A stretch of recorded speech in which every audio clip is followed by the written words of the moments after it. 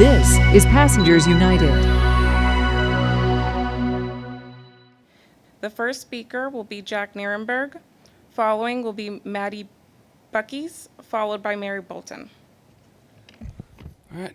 Good morning, everyone. I'm Jack Nierenberg. I'm the Vice President of Passengers United. Good to see you all in the new year. Guess what I saw just a few days ago? I saw a toll gantry for the congestion pricing on Madison Avenue just past 60th Street. Now, as all of you should be aware, the congestion pricing plan only calls for people being charged going into the zone, not out of it.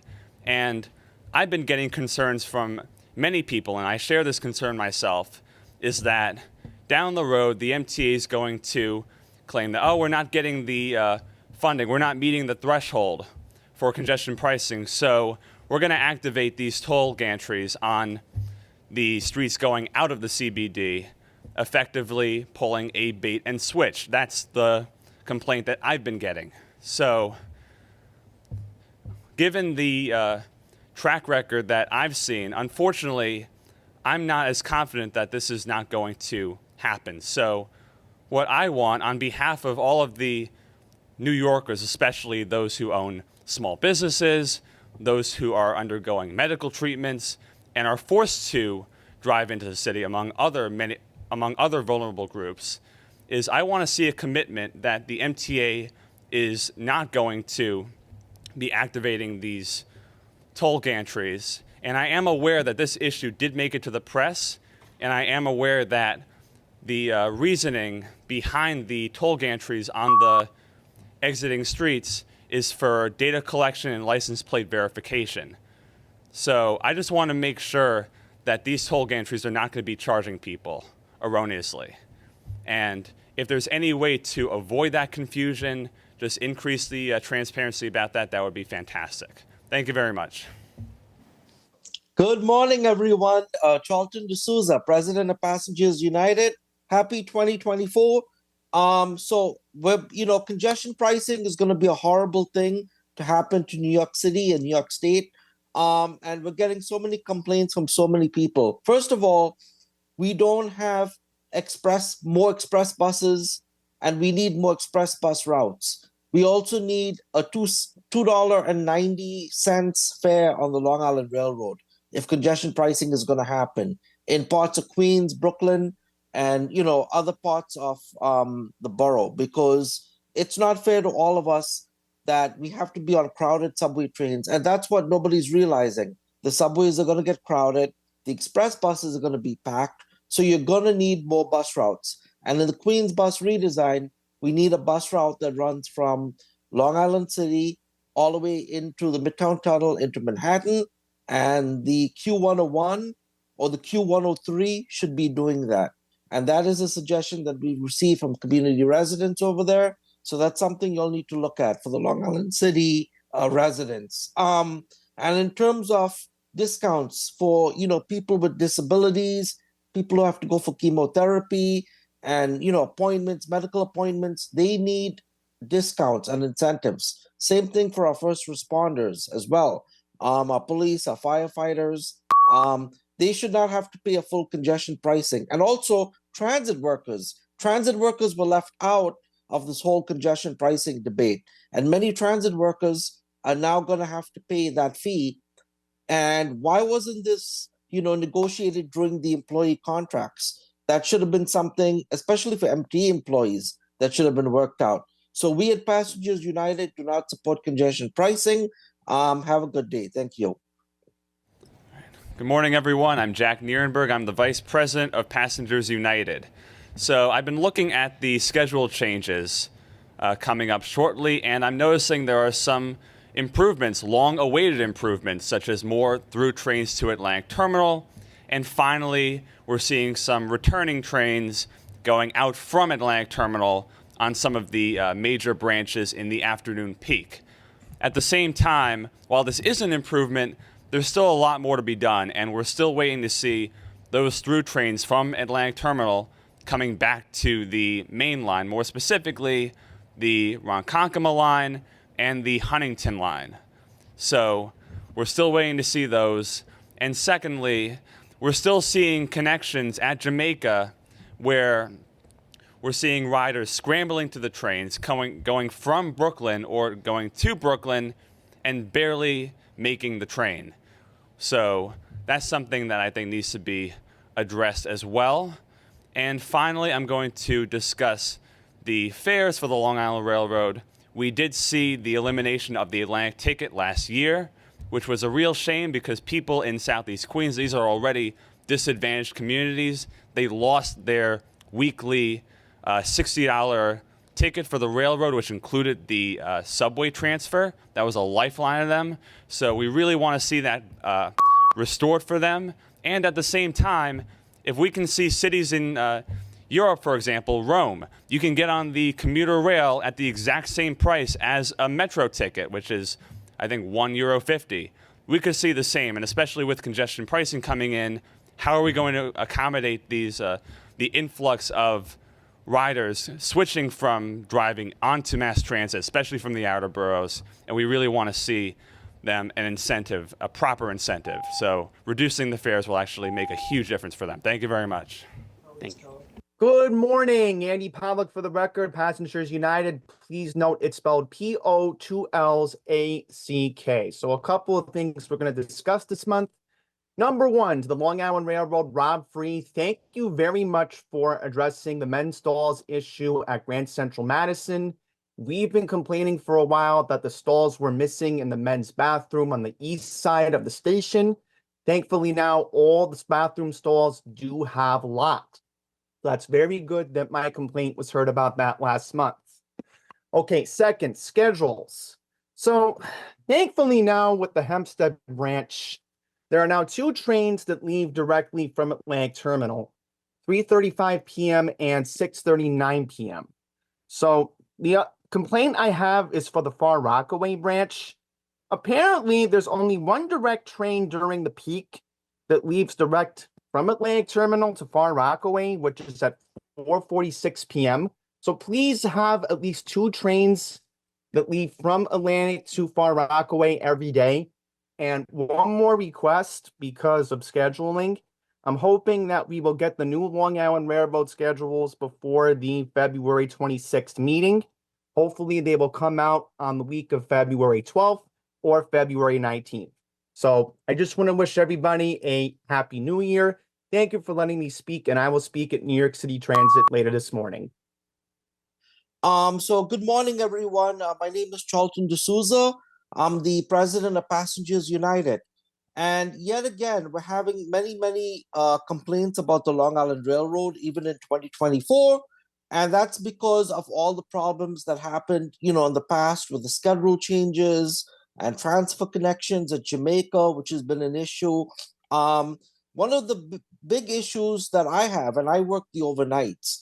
So I've noticed overnight, a lot of the trains are going express in Queens, and the trains need to make more local stops to pick up people, especially since subway service is so bad. I can't even stress that enough. So, for instance, the 2:35 train out of Penn Station that goes to Hempstead should be making local stops. It goes express to Jamaica. It should be stopping at Woodside, Forest Hills and Kew Gardens. So like this, it can also drop our passengers. We need to fill up these overnight trains, but we're very happy with that schedule. At least we have something, which is better than nothing. But even on the weekends, I've noticed we need more local trains stopping in Queens. The average wait time should be less than 20 minutes or 30 minutes. Shouldn't be any more than that. And we also need the city ticket weekly restored. We had an Atlantic ticket weekly that was taken away, and we need the city ticket weekly restored. And there's a lot of things that need to be done with the railroad this year. As far as the Hollis station is concerned, we're happy that the MTA is finally getting ready to build the station, but now they're saying if the MTA doesn't get congestion pricing, Hollis will not get done. Well, you know what? It needs to get done. That station is a matter of urgency. Thank you for your remarks. Hi, my name is David Kupferberg, Vice President of Bus Advocacy, Passengers United. Currently, the eastern branches of the Q46 via Union Turnpike are unbalanced. There is higher ridership to the Long Island Jewish Medical Center. The new draft plan proposed for the Q43 via Hillside Avenue to be extended to the Long Island Jewish Medical Center. This is a great idea and it had community support because bus service via Union Turnpike would then be in balance. The MTA pulled the idea in the proposed final plan because the MTA claims that there is currently not enough space at the hospital to accommodate additional bus routes. This is definitely not true. The MTA should partner with Long Island Jewish executives to create a solution. Once the solution is in place, we could have a new Q80 bus route which would run between Long Island Jewish Hospital and Far Rockaway without people traveling via Jamaica. We could restore the Q78 via Bell and Springfield Boulevard so that the Q27 could be rush service via Springfield Boulevard and extended to Merrick Boulevard on a trial basis. And have the Q103 extended not to Long Island City, but via the Queens Midtown Tunnel into Manhattan. Besides, the Queens Bus Network redesign posters are not in some buses, especially the Q110, Q111, Q112, Q113, and Q114. They have been in other communities, but not for these routes. Thank you. Have a good day. Good morning, everyone. Happy New Year. My name is Charlton D'Souza. I'm the president of Passengers United. And I did go up to 191st Street on the one line last week to check out the new subway barriers. And I think it's a start in the right direction. And I think it's going to help make subway platforms a little bit safer. Is it going to solve all the track intrusions? No, but it works for now. And I think this program should be expanded to more stations like Roosevelt Avenue. And there's many other stations I can think of, like 14th Street, Union Square. So that's a start. Now let's talk about subway safety, because last night a man was stabbed in the hands at Times Square. So what I want to know about the crime statistics is the MTA counting transit employee assaults and police officer assaults in the crime statistics? Because these crime statistics are all over the place. And what people don't realize is that when a person is beaten up, robbed, or assaulted, that really impacts them. And a lot of times, police reports are downgraded. And so that means those crime stats do not count towards the overall, yearly reporting. So I'm very concerned about that. And we need to focus on that. So I look forward this year to working with you guys. I'm not happy about the Queens bus redesign because there are a lot of posters missing. And in some cases, there's no notifications on buses on the digital screens about the Queens bus redesign. So that's an issue. So I look forward to the MTA working better to add more notifications on buses. Thank you so much, guys. And I look forward to working with you this year. Thank you. Good morning, Hada, and good morning, Richard. Andy Pollock for the record. Passengers United, spelled P-O-2-Ls. A-C-K for the record. So I want to talk about what happened on the Queens Boulevard line last Tuesday, the 23rd. So I want to thank the two motormen on the train, the lady and the men on my E-train, trying to calm everybody down regarding the signal problem at Jackson Heights, Roosevelt Avenue. The issue I have is with the social media team and the email team. There was a lot of mixed messages that morning before 12 noon that day. They were claiming that we were going to run express all the way to Court Square and we were going to skip the Jackson Heights station. But apparently that's not what happened. And as my train was stuck in between the Elmhurst Avenue and Jackson Heights station, I get an email right when my 5G signal comes back claiming that the Long Island Railroad was cross-honoring. And thankfully, I took the 7-2 stops, went to 61st Street Woodside, and continued on with my commute, even though I was an hour behind my schedule that day. So there needs to be better communication with the social media team. That's what I'm requesting on. The second thing I want to mention is the QM5. I was on the 215 trip later that afternoon, and I don't know what's going on with the Queensboro Bridge. There needs to be more direct communication with the MTA and the DOT, because my bus should have went in the Midtown Tunnel that day because we were stuck in so much traffic on 57th Street. My driver should have made the right turn on 2nd Avenue and taken the tunnel that day. And one more thing, the Q46 bus from Long Island Jewish is still leaving early, or we still have trips that go missing. What's going on with Queens Village Bus Depot? Is it because the drivers are still trying to make up the traffic light at Lakeville Road? So that's where I'm going to conclude my remarks for this month. Thank you for letting me speak today, and I will speak again in February. Good afternoon, everyone. Happy New Year, Mr. Chairman. Happy New Year to the board members. My name is Charlton D'Souza, President of Passengers United. There's been some technical issues with the MTA's website today, registering for the meetings. I just wanted to let you guys know. Anyway, thank you for having me on. I do want to say I'm very pleased that the Hollis station is finally going to get worked on. Thank God that you guys were listening. It needed to be that station is in really bad, dire straits. It needs to be reconstructed completely. I hope that you guys will coordinate with the city of the Department of Transportation and the city planning department to clean up all the grass and the weeds over there and to reconstruct the road and also to put a garden over there. There's also some issues with vermin, rats, and I'm sure you guys will work all that out. Now, I understand that the Hollis Station Long Island Railroad project is also contingent on congestion pricing being approved. So what I would say to that is there was so much money saved with all the other projects at through third track. So why not use some of the money from that to fix up Hollis? Why do you want to wait until congestion pricing is finally gone through? I really think Hollis is one of those stations that is in a low poverty area. There's a lot of people of color over there. And again, everyone's below the income line. So you need to really fix that station up. It needs to be a priority. It has to get done. I want to thank the board because we at Passengers United have been pushing for this for a long time. Thank you for listening. And I actually would like to meet with y'all regarding the construction of the station. There are some suggestions I wanted to make as well. Hopefully y'all will consider that. Thank you. Good afternoon, everyone. So today I wanted to talk about a couple of things. One, the Omni vending machines that are working in subway stations. Some of the Omni machines are not giving receipts, and some of them are not working at all. There's also been issues where people tap their Omni card to load up money, the prepaid card, and it didn't refill. So this is something you guys need to look at 86th Street on the 4, 5, and 6. There's been issues at Junction Boulevard.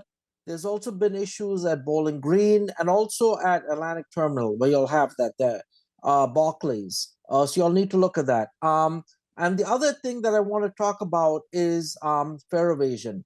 So a lot of the MetroCard vending machines citywide are not working. And you guys are always complaining about fare evasion. Well, how is it that the machines are not accepting cash? Many of the machines are not refilling unlimited MetroCards or MetroCards at all. And some machines are not even returning the MetroCard back. That is a big problem. So people are losing their money.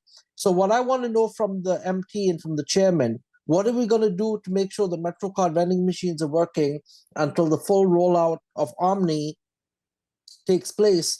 But also the Omni machines are brand new and they're breaking down.